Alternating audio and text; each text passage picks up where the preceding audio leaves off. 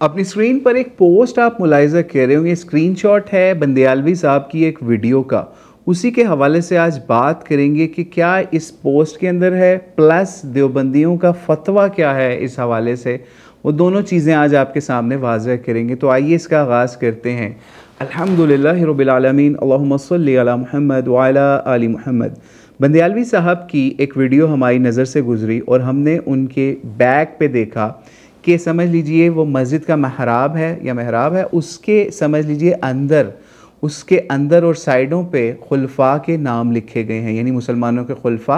वो आप देख ही रहे होंगे अभी अपनी स्क्रीन के ऊपर, लेकिन आपको सामने इस वक्त नज़र आ रहे होंगे हज़रत उस्मान का नाम, फिर उसके बाद समझ लीजिए हज़रत अली का नाम, और फिर उसके साथ समझ लीजिए हज़रत अमीर माविया का नाम।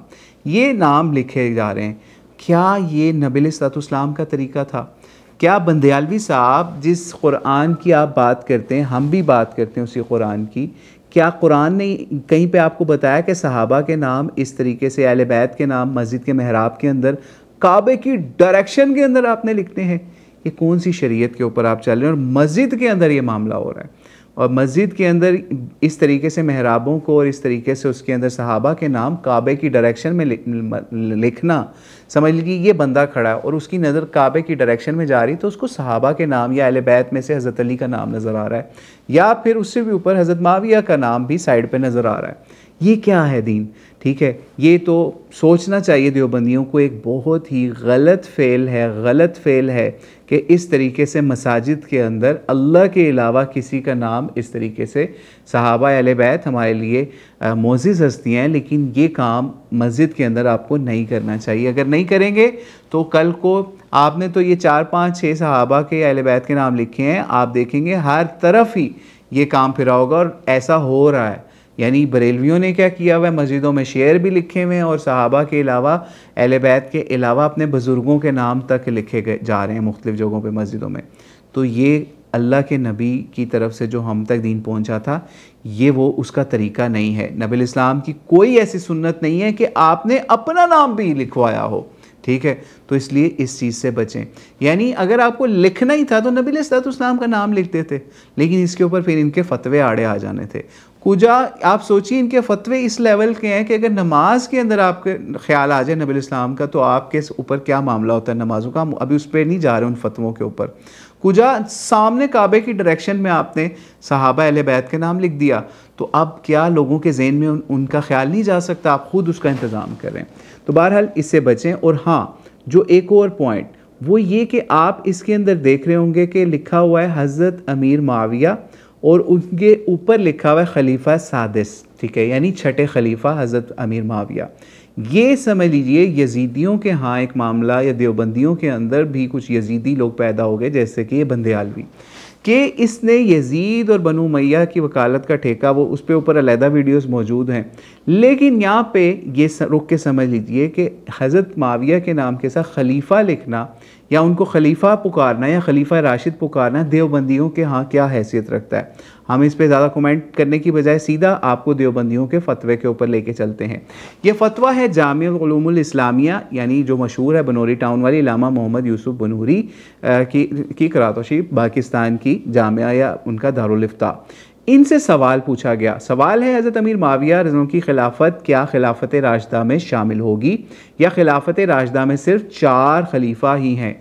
आगे इन्होंने जवाब दिया उसका, वो हम पढ़ के सुना देते हैं आपको।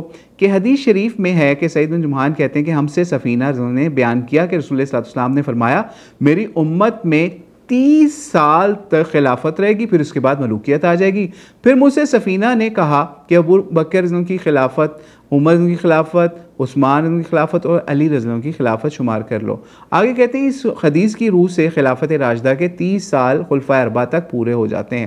हज़रत अबू बकर, उमर, उस्मान, अली रज़ियल्लाहु अजमाइन, इनकी खिलाफत पे 30 साल पूरे हो जाते हैं। यहाँ रुक के समझ लीजिए, इनको नेक्स्ट एडिशन में हम कहेंगे इस फतवे का को एडिट करें, उसमें लिखें हज़रत हसन की भी लिखनी चाहिए। खैर, अगर आप उस पर नहीं जा रहे, लेकिन अगला हिस्सा इन्होंने ये लिखा इसी फतवे के अंदर कि हज़रत अमीर माविया का ज़माना खिलाफत राशिदा में शुमार नहीं होता।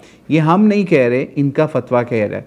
आगे सुनन तिरमिज़ी की 2226 रवायत का अरबी मतन भी लिखा गया, जो पीछे बयान भी ये लोग इस फतवे में कर दिया इन्होंने, ठीक है। तो इससे अगले हिस्से के अंदर शरह फ़िक़्हुल अकबर का भी अरबी हवाला भी दिया गया, या पूरी इबारत उसके ऊपर दी गई।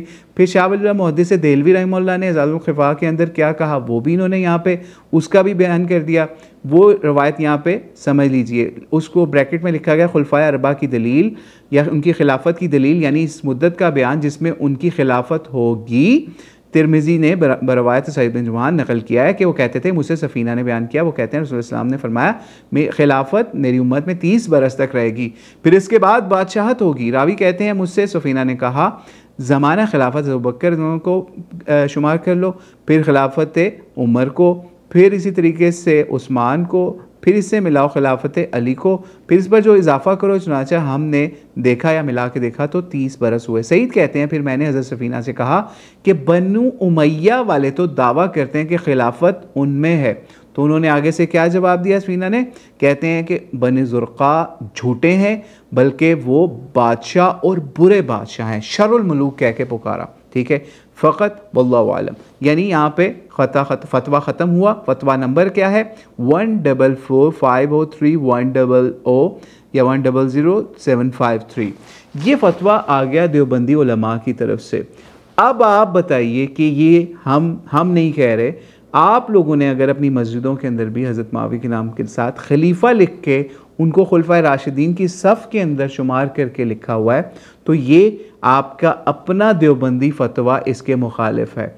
अब आपको पता चल जाना चाहिए कि ये बरेलवियों को छोड़ें, ये हम बंदियालवी की बात करें कि बंदियालवी या इसका ग्रुप किस तरीके से किस लेवल पे चला गया है कि अपने काबिरीन के फतवे हैं उनसे ही ये इनहराफ कर रहे हैं, और हज़रत माविया को किस तरीके से इस लेवल के ऊपर लेके जा रहे हैं कि उनका नाम खुलफाए राशिदीन की सफ़ के अंदर लिख के मस्जिदों के अंदर कंधा करके और किबले की डायरेक्शन के अंदर समझ लीजिए मेहराब के साथ लिख रहे हैं।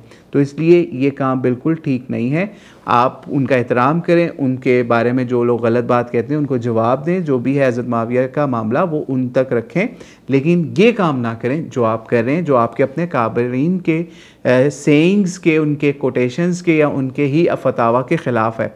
या आखिर में वक्त नहीं है, नहीं तो वो हवाला भी देते, एक किताब के अंदर जो समझ लीजिए करबला इमाम हुसैन से मुतल्लिक़ या यज़ीद से मुतल्लिक़ लिखी गई, उसके अंदर इनके उलमा ने, बड़े उलमा ने, पुराने ने कहा कि हज़रत माविया को दर जिल्ला सहाबा ने में शुमारन, यानी हज़रत माविया को इस तरह से जिल्ला सहाबा के अंदर वो लोग शुमार नहीं करते, ठीक है। तो ये हम नहीं कह रहे, हवाला चाहिए होगा हम वो देंगे, लेकिन यहाँ पे सिर्फ आपको इशारा कर दिया, वो उसके स्क्रीनशॉट नहीं लगाएंगे यहाँ पे, ठीक है।